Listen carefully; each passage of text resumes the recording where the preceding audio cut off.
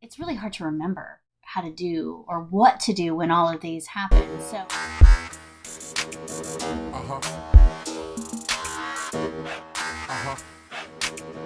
hey, welcome to Smart AF. I'm your host, Torie Mathis. We have got a great show for you today, so let's get started. So we had a hurricane come through, not serious where we were at, but enough of a storm that it knocked the power out to all kinds of businesses. And the power was taken out at the museum, at Miles Through Time Automotive Museum. And you've been closed for a week. Yeah, a little over a week at this point. It's been absolutely brutal. But from a view that I don't normally get to see, I did notice that quite a few people pay attention and want to visit the museum, where before they'd be able to see online and Google and all these places going and checking and making sure that the museum's open. They just go, and then I don't necessarily know they're there until after I see the numbers at the end of the day. But with the museum not being able to be open for over the week because we don't have any lights, so it's dark in there, people have been reaching out left and right, just wanting to know what's going on, which is pretty neat because I can tell people are looking and trying to go there. You can't most likely guarantee to let every single person know that there might be an issue with your business, but I really tried to make an effort to do that. And by doing that, so you update your Google business page. Well, I think this is a good time to talk about systems. So because things like this happen, it would probably be nice to have some type of system in place, because it's really hard to remember how to do or what to do when all of these happen. So if you had some type of checklist that you made to say, if something happened, like your business had to close down, or you had some restrictions in place or something, if you put together some type of system so whoever's in charge of that knows what they're supposed to do, it's a little bit easy for us because we're the ones that do it. Right. But if you had a little bit larger business, or if you're just not the one that does this all the time, it's probably a good idea to take note of these things. This is possibly a process that you need to put in place, and at least have it written down somewhere so that you know where to go and then what to do when this kind of thing happens. So storm happens, museum's out, what'd you do? Updated the Google business page so you can update posts and all that kind of stuff. So I just let people know what was going on there. Just a simple out of power. We're not going to be able to open for a little while. So is there a place in your Google business for an announcement? It's a post. It's a post. Okay. Yeah. Is there a way to pin it to the top, or how do you make sure that people see that? It's the most recent. So you're not going to want to then, after you do something that's important information, back it up with less important information that could normally just be filler type stuff. You're going to leave the important one on Google Business and that's it. Okay. Until the status changes. So if you come up on the map, are you coming up and it's showing that you're closed or that there's restrictions there as well? Yes. Okay. Yeah. So you can go in and actually change the hours and all that and show that it's closed, as well as putting the post on there. So if anybody searches your business like that and you pull up on Google, it'll show the post saying, we're not able to open right now because there's no lights. Okay. When you're talking Facebook and that kind of stuff, obviously I have posts going out on that all the time. And so the important one would get buried unless it's pinned to the top. And in this case, I pinned that one to the top. So it's always the first one you see if you actually go to the museum's business page.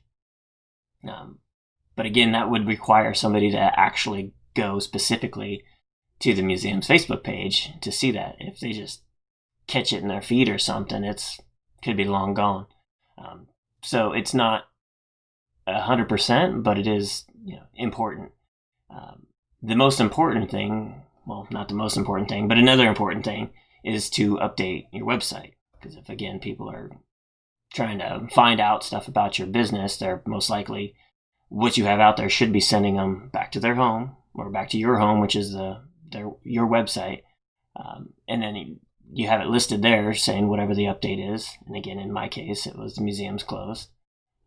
And so when you put it on your website, because you want to put it somewhere where you would call it above the fold, which is an old newspaper term for, above the fold of the newspaper. But on a website, that would be before anybody has to scroll. And so I think you have to think of where to put things like this on your website high up and also on mobile so that people see it, because it's really easy to overlook the placement of it. So where did you put that on? I put it right at the top. So where it would normally say, we're open 7 days a week, it said we're closed. And I gave the specific reason because it's kind of weird that we would be closed when normally everything says we're open 7 days a week. But then, there's one more way I can reach people, and that was through email. I've been capturing people's emails that care about learning what's going on with the museum, and I was able to send them an email and let them know that we're not able to be open right now, and I let them know that as the status changes, they'll be the first to know. But to take it even farther, because the museum is a 501c3 nonprofit, we rely on admission. So not only could I let people know that we're not able to open, but I could actually ask for additional help, that people may be willing to go, hey, this museum is struggling because they can't let people in, and just reach out to them. And if they want to then do something a little bit more, I give them that outlet to do it. And so you would do that by email? Email, yeah. Awesome. So we actually just got a text, like a couple minutes ago, right. Not too long ago, that the power just came back on. So now you have to reverse your process. So what are you going to do now?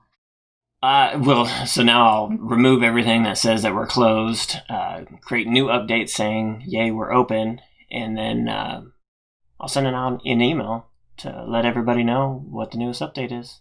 So we talked about something, though, this weekend, because we were supposed to have something at the museum on Halloween. And though we weren't expecting it to be a really big turnout, we still were expecting to have some people out, which meant that we were going to, increase our profits for that day.